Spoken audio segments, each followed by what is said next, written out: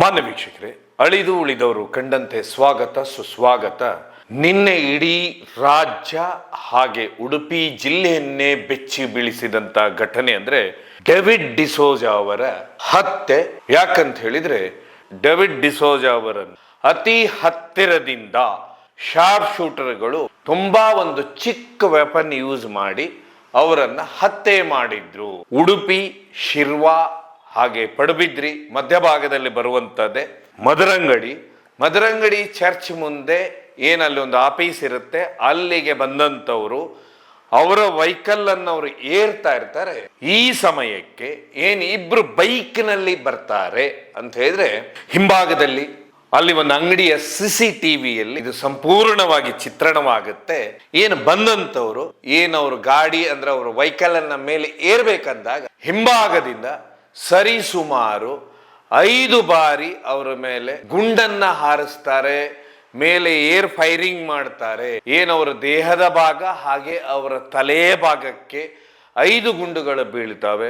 ಬಿದ್ದಾದ ಮೇಲೆ ಯಾಕಂದ್ರೆ ತುಂಬಾ ಕ್ಲೋಸ್ ರೇಂಜ್ನಿಂದ ತುಂಬಾ ಇಂಪಾರ್ಟೆಂಟ್ ಆದ ಚಿಕ್ಕ ವೆಪನ್ ನಿಂದ ಅವ್ರ ಮೇಲೆ ದಾಳಿ ಮಾಡೋದ್ರಿಂದ ಅಲ್ಲಿಂದ ಬಂದಂತ ಇಬ್ರು ಬೈಕ್ ನಿಂದ ಹೊರಟೋಗ್ತಾರೆ.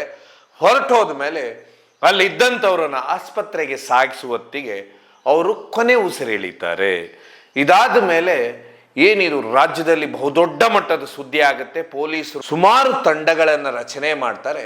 ಈ ಶಾರ್ಪ್ ಶೂಟ್ರು ತಪ್ಪಿಸ್ಕೊಂಡು ಹೋಗ್ತಾ ಇರ್ತಾರೆ. ಬೈಂದೂರು ಪೊಲೀಸರು ಇವರನ್ನ ಬೆನ್ನಟ್ಟಿದಾಗ ಒಬ್ಬ ಆರೋಪಿ ಸಿಗ್ತಾನೆ.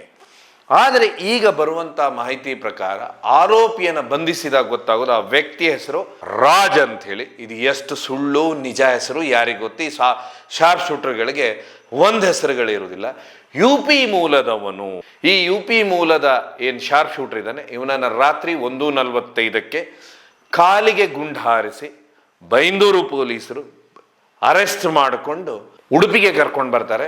ಉಡುಪಿಯ ಈಗ ಆಸ್ಪತ್ರೆಯಲ್ಲಿ ಟ್ರೀಟ್ಮೆಂಟ್ ತಗೊಳ್ತಾ ಇದ್ದಾನೆ, ಅಂದ್ರೆ ಆಸ್ಪತ್ರೆಗೆ ಸೇರಿಸಿದ್ದಾರೆ. ಇನ್ನು ಇಬ್ರು ಅಂದ್ರೆ ಈ ವ್ಯಕ್ತಿ ಒಟ್ಟಿಗೆ ಒಟ್ಟು 3 ಜನ ಇರ್ತಾರೆ ಅನ್ನುವಂಥ ಸುದ್ದಿ ಬಂದಿರೋದು. ಆದರೆ CCTVಯಲ್ಲಿ ಬಂದಂಥವ್ರು ಇಬ್ರು ಬೈಕ್ನಲ್ಲಿ, ಇನ್ನೊಬ್ಬ ವ್ಯಕ್ತಿ, ಒಟ್ಟು 3 ಜನ. ಇದರಲ್ಲಿ ಒಬ್ಬನ್ನ ಬಂಧಿಸಿದ್ದಾರೆ, ಇನ್ನಿಬ್ರು ತಪ್ಪಿಸ್ಕೊಂಡು ಹೋಗಿದ್ದಾರೆ.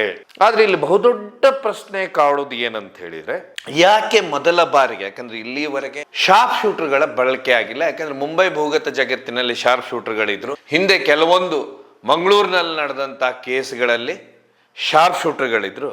ಆದ್ರೆ ಉಡುಪಿಯಲ್ಲಿ ಇಲ್ಲಿಯವರೆಗೂ ಶಾರ್ಪ್ ಶೂಟರ್, UP ಮೂಲದ ಶಾರ್ಪ್ ಶೂಟರ್ಗಳ ಬಳಕೆ ಆಗಿಲ್ಲ ಅನ್ನುವಂಥದ್ದು ಏನಿದು ಸಮಸ್ಯೆ ಅನ್ನುವಂಥದ್ದು ನಾವು ನೋಡ್ತಾ ಹೋದ್ರೆ ಡೇವಿಡ್ ಡಿಸೋಜಾ ಅವರಿದ್ರು.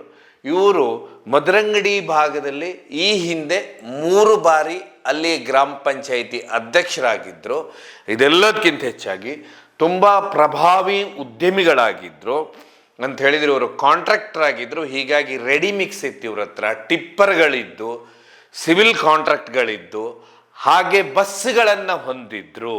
ಕಾಂಟ್ರಾಕ್ಟ್ ಅಂತ ಬಂದ ಕೂಡಲೇ ಪಡುಬಿದ್ರಿ ಭಾಗದಲ್ಲಿ ಸರಿಸುಮಾರು 3,000 ಎಕರೆ ಜಮೀನನ್ನ ಆಗ KIDB ವಶಪಡಿಸ್ಕೊಳ್ಳುತ್ತೆ. ಇಂಡಸ್ಟ್ರಿಯಲ್ ಪರ್ಪಸ್ಗೋಸ್ಕರ ಅಂತ ಹೇಳಿದ್ರೆ ಕೈಗಾರಿಕೆ ಪರ್ಪಸ್ಗೋಸ್ಕರ ವಶಪಡಿಸಿಕೊಳ್ಳುತ್ತೆ. ಆದ್ರೆ ತುಂಬಾ ದುರಂತ ಅಂತ ಹೇಳಿದ್ರೆ ಈ ಕೈಗಾರಿಕೆಯ ದೊಡ್ಡ ದೊಡ್ಡ ಫ್ಯಾಕ್ಟ್ರಿಗಳೇನು ಬರ್ತಾವೆ ಇವೆಲ್ಲ ಹೊರ ರಾಜ್ಯದ ಕಂಪನಿಗಳಿರ್ತವೆ. ಇಲ್ಲಿ ಕಂಪನಿ ಹಾಕೋರು ಏನಿರ್ತಾರೆ ಇವರು ಹೊರ ರಾಜ್ಯದ ಉದ್ಯಮಿಗಳಿಗೆ ಕಾಂಟ್ರಾಕ್ಟ್ ಕೊಡ್ತಾರೆ. ಕಾಂಟ್ರಾಕ್ಟ್ ಕೊಟ್ಟಾಗ ಏನಾಗುತ್ತೆ, ಹೊರ ರಾಜ್ಯದ ಉದ್ಯಮಿಗಳೇನಿದ್ದಾರೆ ಇವರು ಸ್ಥಳೀಯ ಕಾಂಟ್ರಾಕ್ಟ್ಗಳಿಗೆ ಸಬ್ ಕಾಂಟ್ರಾಕ್ಟ್ಗಳನ್ನು ಕೊಡ್ತಾರೆ. ಇದಕ್ಕೆ ಕಾರಣ ಏನಂತ ಹೇಳಿದ್ರೆ ಸ್ಥಳೀಯರ ವಿರೋಧವಾಗುತ್ತೆ. ನಾವು ಹೊರ ರಾಜ್ಯದವರು ಇಲ್ಲಿ ಕೆಲಸ ಮಾಡಿಸೋತ್ತಿಗೆ ಸ್ಥಳೀಯರ ವಿರೋಧ ಆಗುತ್ತೆ, ಹೊರ ರಾಜ್ಯದ ಕಾರ್ಮಿಕರು ಬಂದ್ರೆ ಸ್ಥಳೀಯರ ವಿರೋಧವಾಗುತ್ತೆ. ಹೀಗಾಗಿ ಚಿಕ್ಕ ಚಿಕ್ಕ ಕಾಂಟ್ರಾಕ್ಟರ್ಸ್ ಏನಿರ್ತಾರೆ ಈ ಭಾಗದವರು ಅವರಿಗೆ ಈ ಕಾಂಟ್ರಾಕ್ಟ್ಗಳನ್ನು ಕೊಡ್ತಾರೆ.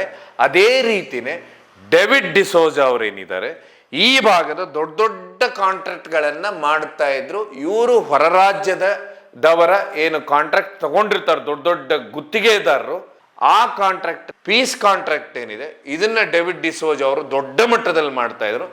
ಇತ್ತೀಚೆಗೆ ಹೊರ ರಾಜ್ಯದ ಒಂದು ಕಂಪನಿಯವರು ಅಂತ ಹೇಳಿದ್ರೆ ಕಾಂಟ್ರಾಕ್ಟ್ ಇದ್ದಾರೆ, ಇವರ ಒಂದು ಕೆಲಸವನ್ನ ಅಂದ್ರೆ ಪೀಸ್ ವರ್ಕ್ ಅಂದ್ರೆ ಇವರು ಕೆಲಸವನ್ನ ಮಾಡ್ತಾ ಇದ್ರು.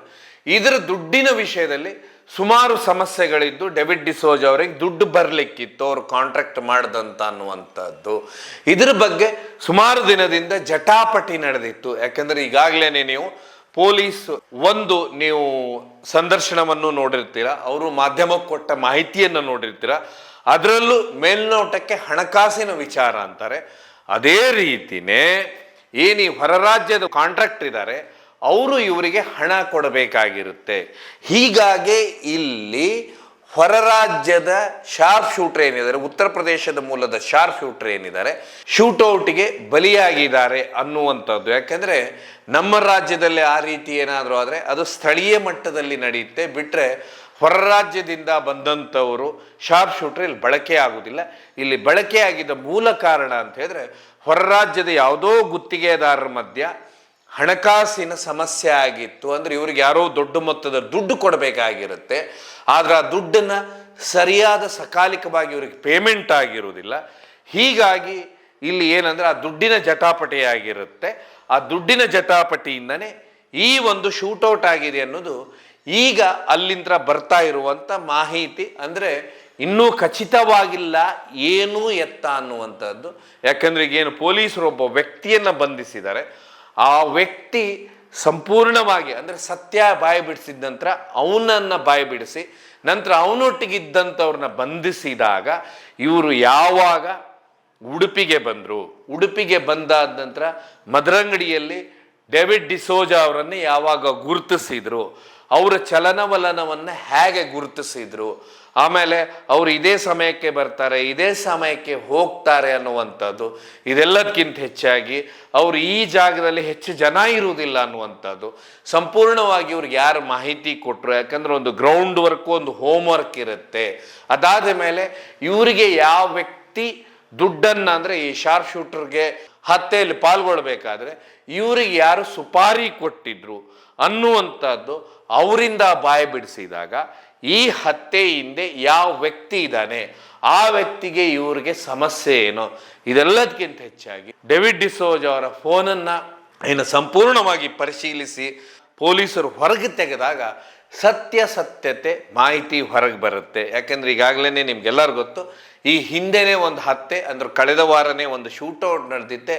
ಆದ್ರೆ ಅದು ಇಬ್ಬರ ಸ್ನೇಹಿತರ ಮಧ್ಯ ನಡೆದಿರುತ್ತೆ. ಮುನ್ನಾ ಹಾಗೆ ಡೇರಿಕ್ ಡಿಸೋಜ ಮಧ್ಯ ಏನು ಅಂತ ಹೇಳಿದ್ರೆ ಯಾವುದೋ ಒಂದು 1.5 ಲಕ್ಷ ಹಣಕ್ಕೋಸ್ಕರ ಏನು ಇಬ್ಬರ ಮಧ್ಯ ನಡೆದಂಥ ವಾಗ್ವಾದ ಕೋಪಕ್ಕೇರಿ ಸಿಟ್ಟಾಗಿ ನಂತರ ಡೇರಿಕ್ ಡಿಸೋಜ ತಾನಿರುವಂಥ ಲೊಕೇಶನ್ ಅನ್ನು ಮುನ್ನನ ಮೊಬೈಲಿಗೆ ಕಳಿಸಿ ಮುನ್ನ ಆ ಜಾಗಕ್ಕೆ ಬಂದಾಗ ಅಲ್ಲಿ ನಾಡ ಬಂದೂಕು ಉಪಯೋಗ ಆಗಿರುತ್ತೆ. ಆದರೆ ಈ ಹತ್ಯೆಯನ್ನು ನೋಡಿದಾಗ ಸಂಪೂರ್ಣವಾಗಿ ಡಿಫ್ರೆಂಟ್ ಆಗಿದೆ ಅನ್ನುವಂಥದ್ದು. ಯಾಕೆಂದ್ರೆ ತುಂಬಾ ದೊಡ್ಡ ಮಟ್ಟದ ಈ ಭಾಗದ ಉದ್ಯಮಿಯಾಗಿರ್ತಾರೆ. ಇದೆಲ್ಲದಕ್ಕಿಂತ ಹೆಚ್ಚಾಗಿ ಸುಮಾರು ಒಂದು 20-25 ವರ್ಷದಿಂದ ದೊಡ್ಡ ಮಟ್ಟದಲ್ಲಿ ಉದ್ಯಮವನ್ನ ಮಾಡಿರ್ತಾರೆ, ದೊಡ್ಡ ಕಾಂಟ್ರಾಕ್ಟ್ಗಳನ್ನ ಮಾಡ್ತಿರ್ತಾರೆ. ಈ ಭಾಗದಲ್ಲಿ ಅಂತ ಏನು ಪಡುಬಿದ್ರಿ ಭಾಗದಲ್ಲಿ ಏನು ಹೊರ ರಾಜ್ಯದ ದೊಡ್ಡ ದೊಡ್ಡ ಕಾಂಟ್ರಾಕ್ಟರ್ಸ್ಗಳು ಏನಿದ್ದಾರೆ ಇವರು ಸ್ಥಳೀಯರಿಗೆ ಕಾಂಟ್ರಾಕ್ಟ್ ಕೊಡುವತ್ತಿಗೆ ಸುಮಾರು ದುಡ್ಡನ್ನ ಪೆಂಡಿಂಗ್ ಇಡ್ತಾರನ್ನುವಂಥದ್ದು ಈ ಭಾಗದಲ್ಲಿ ಸುದ್ದಿ ಓಡಾಡ್ತಾ ಇದೆ. ಹೀಗಾಗಿನೇ ಈ ದುಡ್ಡಿನ ವಿಷಯ ಈಗ ಹೊರ ರಾಜ್ಯದ ಸುಪಾರಿ ಕಿಲ್ಲರ್ಗಳನ್ನ ಕರೆಸುವಂಥದ್ದು ಸ್ಥಳೀಯ ಚಿಕ್ಕ ಚಿಕ್ಕ ಕಾಂಟ್ರಾಕ್ಟರ್ಸ್ ಮೇಲೆ ಈ ರೀತಿ ಹತ್ಯೆ ನಡೀತಂದ್ರೆ ಇದು ಮುಂದೆ ಎಲ್ಲಿ ಹೋಗಿ ನಿಲ್ಲುತ್ತೆ ಅನ್ನೋದು ಬಹುದೊಡ್ಡ ಪ್ರಶ್ನೆ.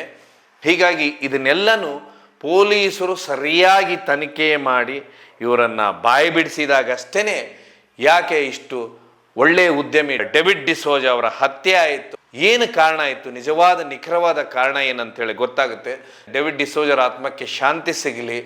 ಈ ರೀತಿ ಏನಕ್ಕೆ ಸ್ಥಳೀಯ ಕಾಂಟ್ರಾಕ್ಟರ್ ಮೇಲೆ ದಾಳಿಗಳು ನಿಲ್ಲಲಿ, ಪೊಲೀಸರು ಸರಿಯಾದ ಕ್ರಮ ವಹಿಸ್ಕೊಳ್ಳಿ. ಈಗಾಗಲೇ ಒಬ್ಬನ ಬಂಧಿಸಿದ್ದಾರೆ, ಇನ್ನಿಬ್ಬರನ್ನು ಬೇಗನೆ ಬಂಧಿಸಿ ಇದ್ರ ಹಿಂದೆ ಯಾರ ಮಾಸ್ಟರ್ ಮೈಂಡ್ ಇದೆ, ಇದನ್ನ ಯಾರೆಲ್ಲ ಈ ಪ್ಲಾನ್ನ ಎಕ್ಸಿಕ್ಯೂಟಿವ್ ಮಾಡಿದ್ರು ಆಮೇಲೆ ಈ ಪ್ಲಾನ್ನ ಮಾಡಿದ್ರು ಅನ್ನುವಂಥದ್ದು ಪೊಲೀಸರು ಸರಿಯಾಗಿ ತನಿಖೆ ಮಾಡಿದಾಗಷ್ಟೇ ಗೊತ್ತಾಗುವಂಥದ್ದು.